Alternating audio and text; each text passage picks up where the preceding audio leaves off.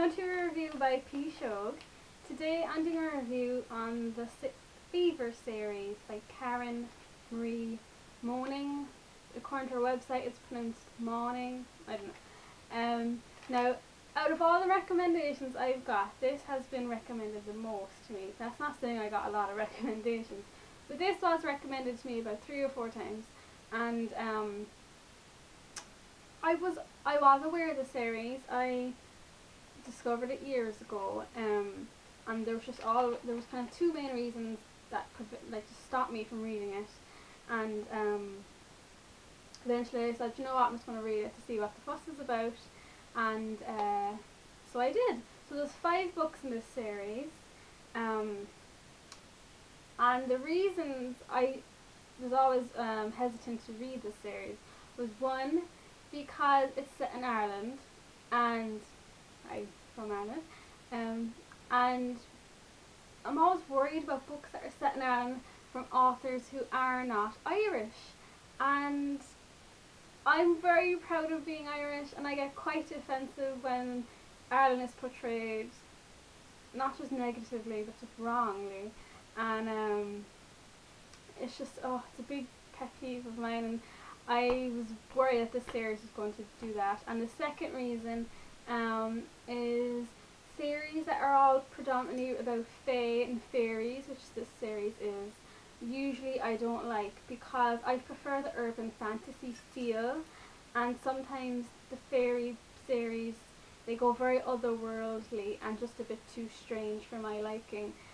But thankfully the latter wasn't a problem. This series had a lot more of a urban fantasy feel to it, rather than like a typical fairy feel, if that makes sense.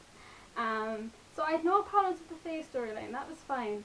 The biggest problem for me with this series is the portrayal of Ireland in it. Now, a lot of people who read this series, I assume, are not Irish, so they're not really going to have that same problem that I did, and for that reason they'll probably like the series a bit more.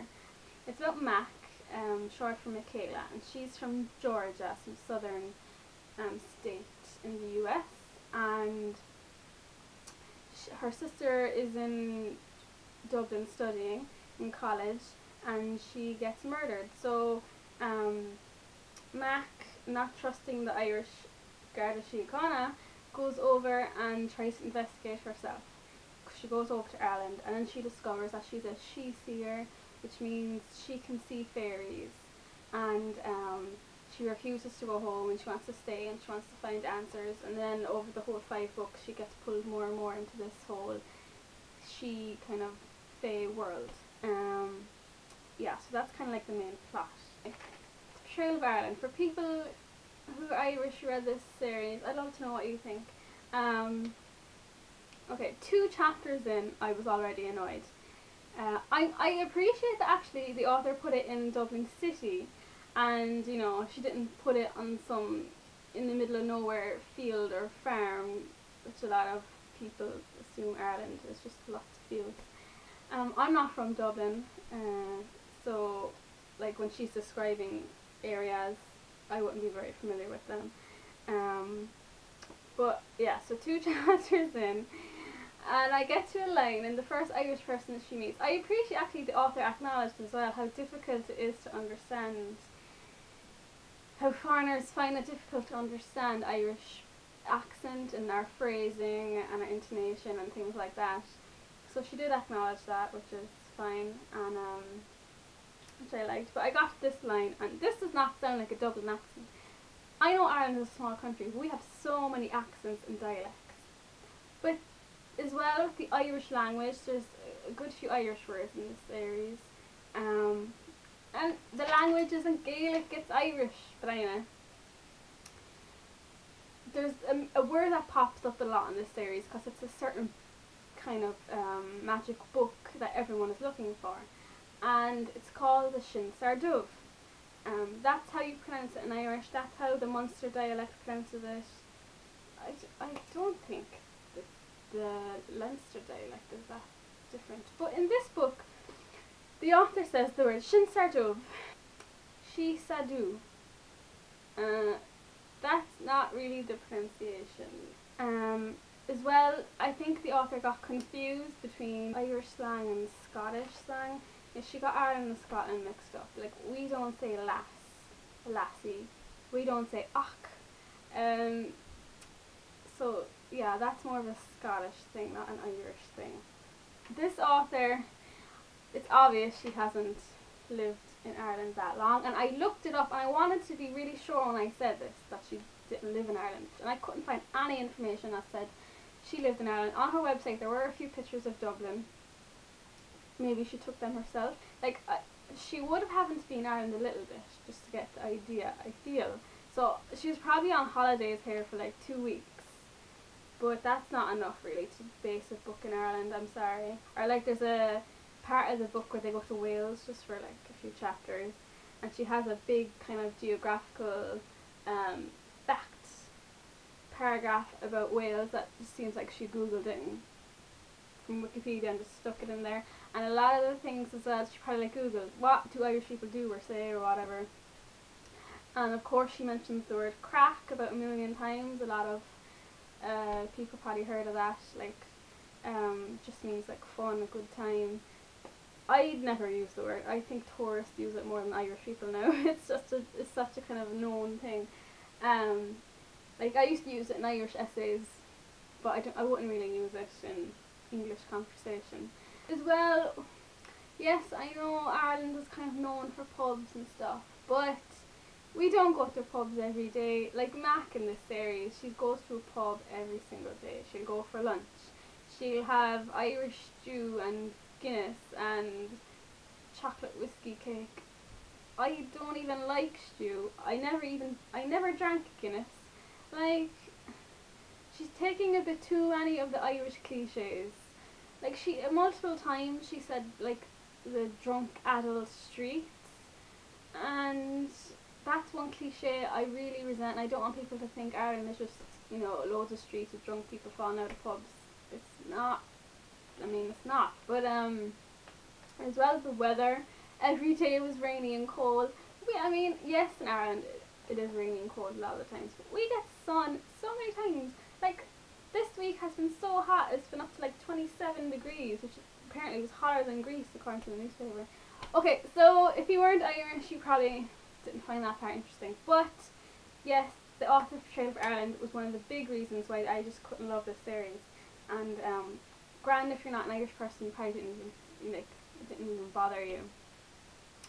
But yeah, so if there's a series based in Ireland, I want an Irish author to do it, because I just want it to be more realistic and authentic. Okay, so besides that, also the writing sometimes I felt was a bit forced and predictable. Like Mac's reactions, you know, she finds out about all these fairies, she just, I know, I guess I wanted a different response than the predictable, what, no, you're crazy, this isn't happening, and her constant denial, that got very irritating. As well with the characterization, Mac, the main character, at the beginning she was, like half the series, she was very shallow and Barbie-like and just not very likeable. Like, she spent most of her time worrying about what colour nail varnish to wear or what colour skirts to put on, which did not just make her an endearing character. Barons, which is kind of like the main male kind of character in it, he's just an ass and not a likeable character at all. Like, I understand how these like stoic kind of hard, harsh like male characters who don't take any crap from anyone, and you know, who doesn't give Mac any sympathy or anything. That's grand, but you need a bit of a, you know, you need either a gradual gentleness to the person, like, or even just like a crack where you see some subtle likeable concern in his character. I don't know, but there just wasn't that. He was just annoying. You wanted to hit him. Like, I understand where the author was going with his character. He's not the hero. He even says he's not even the anti-hero. But this is fiction. you want to read about a character that has a little bit of likability in there, and he didn't. I will say though that Mac had good development towards the end of the series. Like, you got to see how much her character grew up and changed and matured, and that was really good. And the author really puts a kind of, she works on her girl power a little bit in this series. Like, also Mac, her romance in the book, it was so dragged out and teased that it became so frustrating, and it just made me annoyed with the series. And I skimmed a lot of this series. After a while, the descriptions of Faye and the background and the lore, like, it was fine, but kind of dragged on a little bit, and I could actually skip pages and pages and not miss any of the plot, which I did quite often, because Mac internalizes a lot. Like, she has very long internal monologues, and it's all just like questions. It's like the author's brainstorming session she put into the book. On the fifth book was my favourite book. It was also the longest book ever. It's, I don't know, about 600 pages, and it's like, oh, I just could not wait for it to end. It just went on so long, but there were good parts in there too. It just could have been cut down a bit. Okay, for the people who have read the books and liked something about the romance in it and the characters, or for people who like the sound of the characters and the sound of the relationships, I can recommend ones that are just done better. So have similar nuances but are just better. So the Megan Chase series by Stacey Kane has a male lead similar to Baron's, just more likable really. So check that out. Also the Maria V. Snyder series, the study series, primarily Poison Study. It is excellent and shows a relationship developing at an appropriate pace with subtle developments, and it's just done great, and that's a good one to check out. Baron's in this series, he's very cold and harsh and practically inhuman. If you like that type of element in a character, check out the Demon's Lexicon series by Sarah Reese Brennan. It's a YA series, but my goodness, that male character is done so well in it.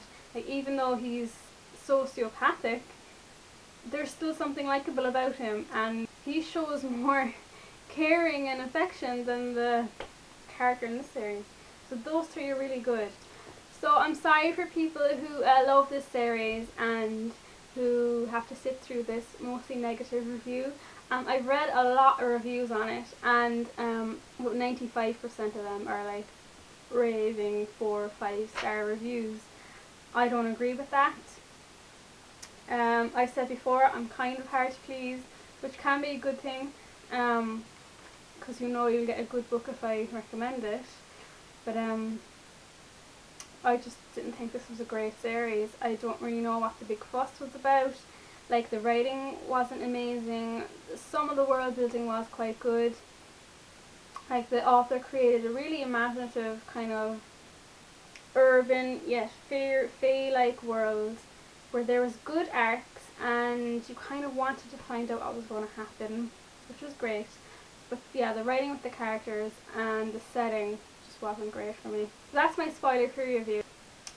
Yeah, okay, that review was a little bit all over the place, I'm sorry. Okay, now I'm going to do a spoiler review.